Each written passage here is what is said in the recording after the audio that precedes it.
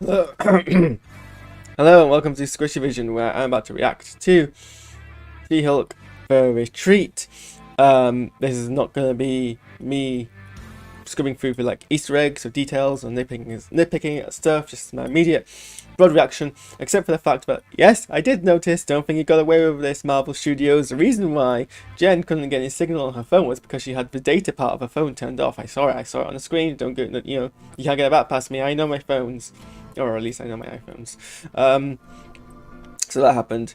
I also had something else to bring up, and I can't remember what it was. So, yeah, this was a pretty decent, somewhat, again, comedic, self-contained, but then has like kind of plot things put through episode. Like a lot of things happen in the episode.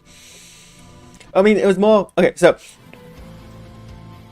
initially, I thought we were gonna go through the whole, revisit the whole dating plotline with Jen, and as you know from the previous ones, when we did that, I wasn't entirely into that, and then it kind of revealed that it was kind of plot relevant, and it kind of looped back, and this kind of did the same thing in one episode, so it kind of also justifies a lot of the previous stuff. And again, this is not a show failing, this is me personal tastes, but obviously Jen is someone who is trying to get a lot of her validation for herself through, I guess, male attention.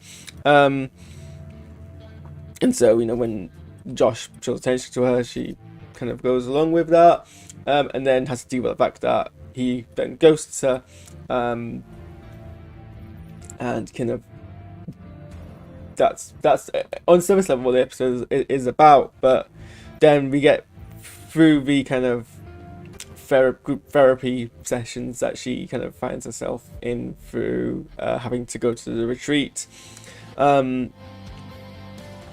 It's basically a whole bunch of people like kind of help her work through the issues, and basically the issue isn't so much the male attention thing, it's or the fact that someone's ghosted her. It's that she's not, because of this dual identity and the fact that now that she's become She-Hulk, everyone's kind of paying more attention to her, but She-Hulk isn't something which she thinks is inherently herself as Jen. It's giving a lot of kind of identity and insecurity, and it's kind of dealing through that, and it's kind of very relatable actually. There's a lot of a lot of the reasons people struggle with certain things in life is because of the lack of self-assertiveness, and that comes from a lack of self-confidence in your identity, and it's something I can definitely relate to.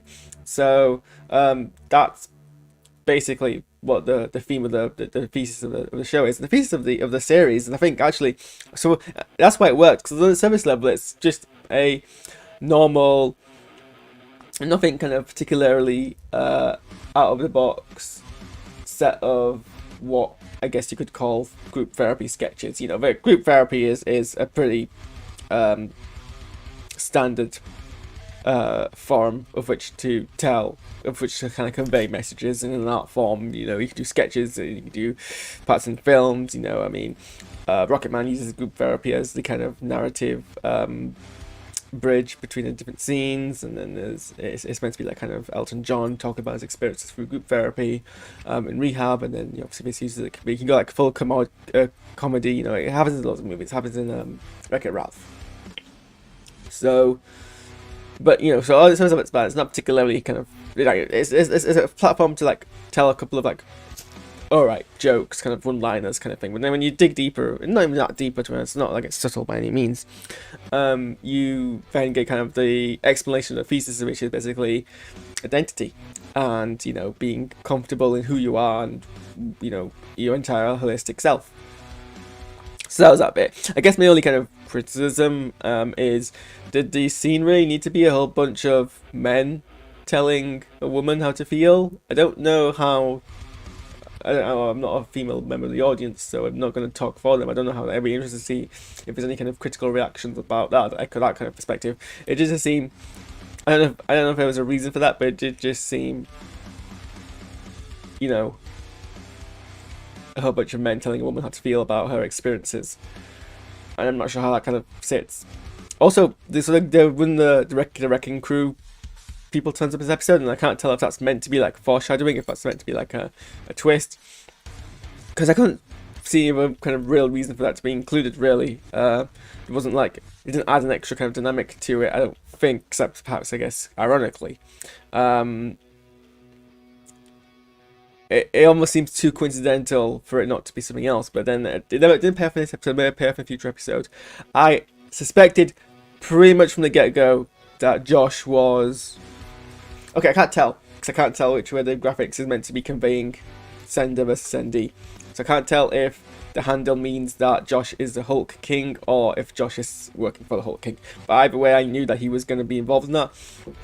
I was almost certain that his whole plot, his whole kind of plan was basically, excuse me, I'm just going to turn my cough. Don't eat my charger cables. No. I was almost certain that Josh was basically trying to sleep with her because it's established that you can't penetrate Jen's skin when she's in She-Hulk form, but it's not clear if that's not the case when she's in normal Jen form, and I think this implies that it's not the case. Because when she's in normal Gen form, her skin's the normal skin. So, obviously, if you sleep with her, you've got access to her better skin because she turns into normal Gen. But interestingly, we didn't actually see him take the blood. I thought that was gonna be the sting at the end, that they're gonna show him taking the blood, but that didn't happen. So I'm not sure if that happened off screen or if the implication is they're putting things in process to do that. I initially thought that when he was scanning the phone, copying the data off the phone, that was why the Wrecking Crew guy was there, because they worked out she was going to the retreat, and so they sent him there in like before she got there to basically like become part of the thing, and then he would take the blood off her at the time. But that probably didn't seem to happen. I can't think of any way when it would happen.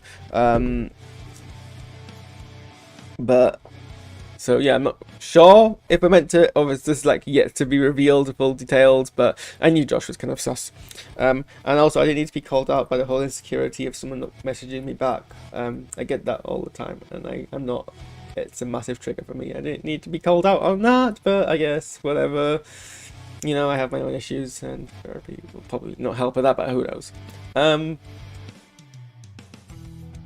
Always great to see Tim Roth speaking Tim Roth and acting in the kind of role he's doing. He was great. It was amusing. He's definitely enjoying living this role.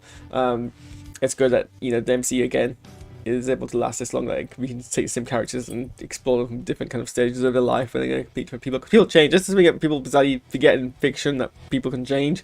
It's like the whole Luke Skywalker thing where, like, oh, this is not the same Luke Skywalker from the original trilogy. Well, yeah, but he's like 20 years, 40, 30 years older. People change. He was like in his early 20s. I mean, I'm a different person to who I was in my early 20s, and I'm not even out of my 20s. Yeah, although I don't have much longer left. So, you know, that's the crack of that. But yeah, I went into this episode a bit cautious, but it kind of did pay off at times. I'm sure there was Easter eggs with these guys that I'm going to read up now in an article on Collider.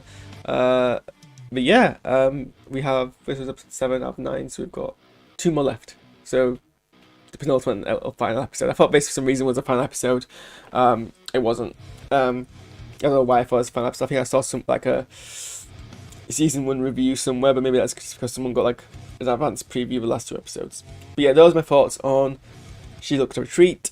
I have half of a toasty left to eat, so I guess I'm gonna watch Lower Decks, and then I gotta dig into the world of essay writing for the last time, at least in the foreseeable future. So yeah, I might, in about probably 40 minutes time, I'm probably going to do a reaction to the latest Lower Deck episode, and then I still need to catch up on Rings of Power, but that's a tonight problem. So yeah.